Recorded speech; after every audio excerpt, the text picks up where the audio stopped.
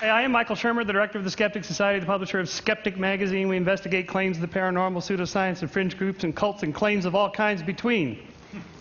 Science and pseudoscience and non-science, junk science, voodoo science, pathological science, bad science, non-science, and plain old nonsense. And unless you've been on Mars recently, you know there's a lot of that out there. Some people call us debunkers, which is kind of a negative term, but let's face it, there's a lot of bunk.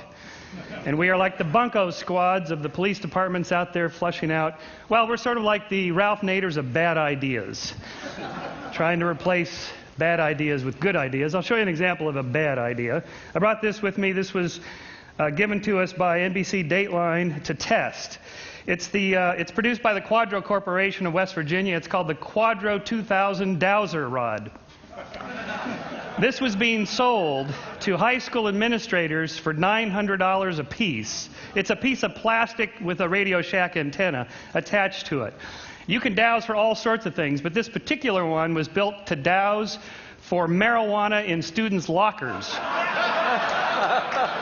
So the way it works is you go down the hallway and you see if it tilts toward a particular locker, and then you open the locker. So it looks something like this. I'll show you.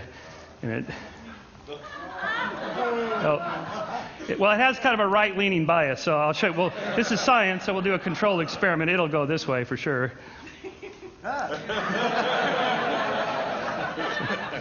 Sir, you want to empty your pockets, please, sir?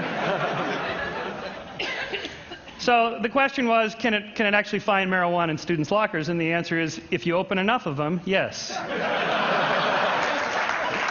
But in science, we have to keep track of the misses, not just the hits, and that's probably the key lesson to my short talk here, is that this is how psychics work, astrologers and tarot card readers and so on. People remember the hits, they forget the misses. In science, we have to keep the whole database and look to see if the number of hits is somehow stands out from the total number that you would expect by chance. In this case, we tested it. We had two opaque boxes, one with government-approved THC marijuana and one with nothing, and it got it 50% of the time, which is exactly what you'd expect with a coin flip model. So that's just kind of a fun little example here of the sorts of things we do. Skeptic is the quarterly publication. Each one has a particular theme. Like this one is on the future of intelligence. Are people getting smarter or dumber? I have an opinion of this myself because the business I'm in. But in fact, people, it turns out, are getting smarter. Three IQ points per 10 years going up. Sort of an interesting thing. With science, don't think of skepticism as a thing, or even science as a thing. Are science and religion compatible? It's like, is science and plumbing compatible? They're just two different things. Science is not a thing, it's a verb. It's a way of thinking about things. It's a way of looking for natural explanations for all phenomena. I mean, what's more likely, that extraterrestrial intelligences or multidimensional beings travel across the vast distances of interstellar space to leave a crop circle in Farmer Bob's field in Pucker Brush, Kansas to promote Skeptic.com, our webpage? Or is it more likely that a reader of Skeptic did this with Photoshop? And in all cases, we have to ask, what's the more likely explanation? And before we say something is out of this world, we should first make sure that it's not in this world. What's more likely, that Arnold had a little extraterrestrial help in his run for the governorship, or that the World Weekly News makes stuff up? And part of that, the same theme, is expressed nicely here in the Sidney Harris cartoon. For those of you in the back, it says here, then a miracle occurs. I think you need to be more explicit here in step 2. This single slide completely dismantles the intelligent design arguments. There's nothing more to it than that. You can say a miracle occurs, it's just that it doesn't explain anything. It doesn't offer anything. There's nothing to test. It's the end of the conversation for intelligent design creationists. Whereas, and it's true, scientists sometimes throw terms out as linguistic place fillers, dark energy or dark matter or something like that. Until we figure out what it is, we'll just call it this. It's the beginning of the causal chain for science. For intelligent design creationists, it's the end of the chain. So again, we can ask this, what's more likely, are UFOs, alien spaceships, or perceptual cognitive mistakes, or even fakes? This is a UFO shot from my house in Altadena, California, looking down over Pasadena. And if it looks a lot like a Buick hubcap, it's because it is. You don't even need Photoshop. You don't need high-tech equipment. You don't need computers. This was shot with a throwaway Kodak Instamatic camera. You just have somebody off on the side with a hubcap ready to go, cameras ready. That's it.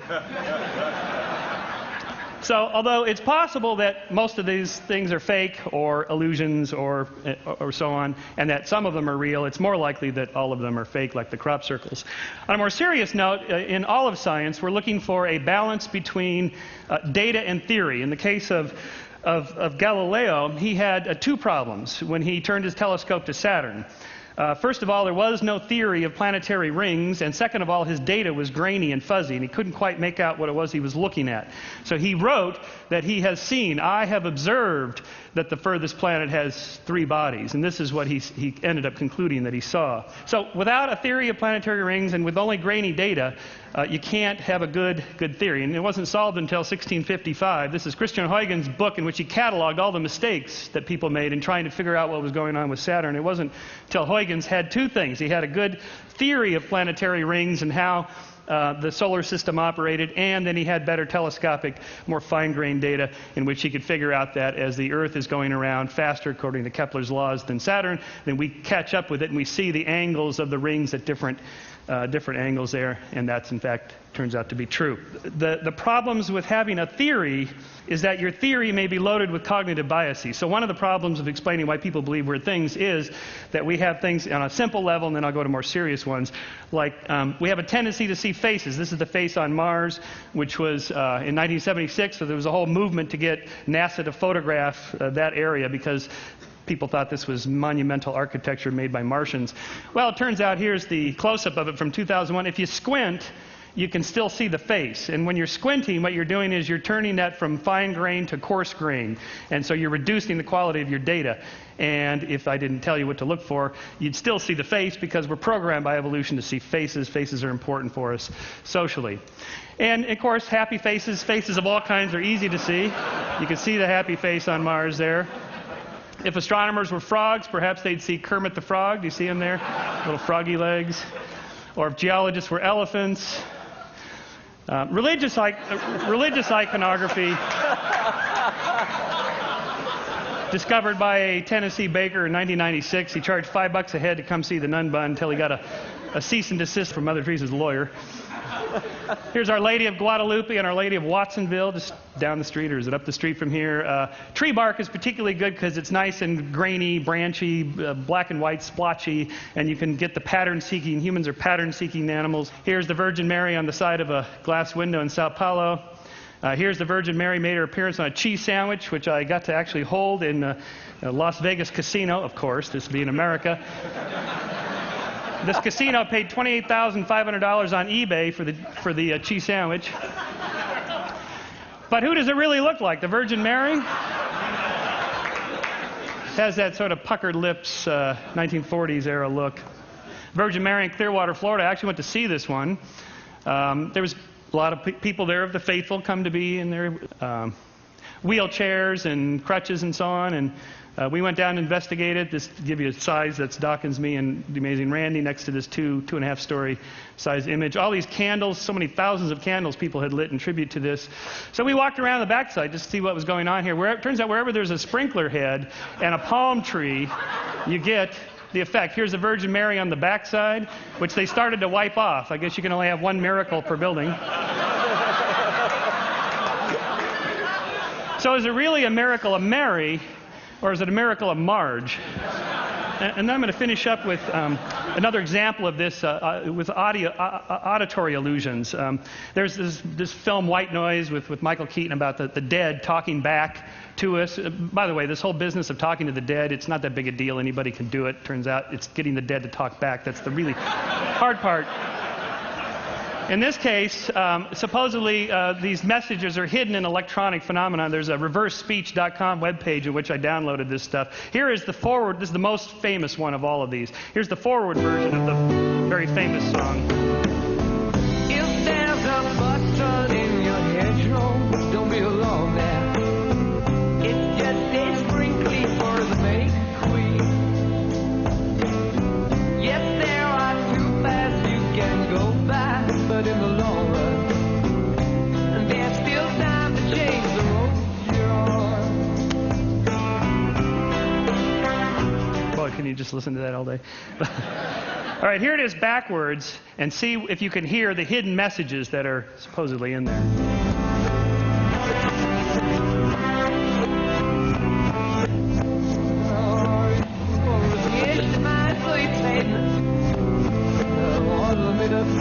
for next week's first hour and Satan. You can throw me in your pit, that's it. And all of you much more shame. I made us stop my last What'd you get? Satan. Okay, well, at least we got Satan. Now I will prime your auditory part of your brain to tell you what you're supposed to hear, and then hear it again.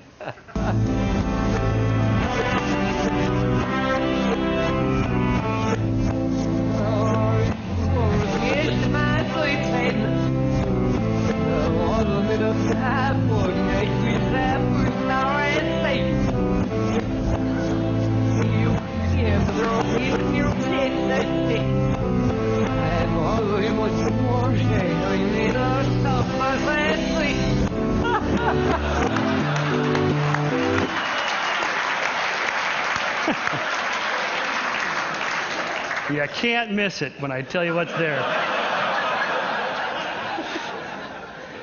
All right, I'm going to just end with a positive, a nice little story about the Skeptics is a nonprofit educational organization. We're always looking for little good things that people do. In England, there's a pop singer, one of the top popular singers in England today, Katie Melua, and she wrote a beautiful song. It was in top 5 in 2005, called 9 Million Bicycles in Beijing. It's a love story. She's sort of the Norah Jones of the UK, about how much she loves her guy.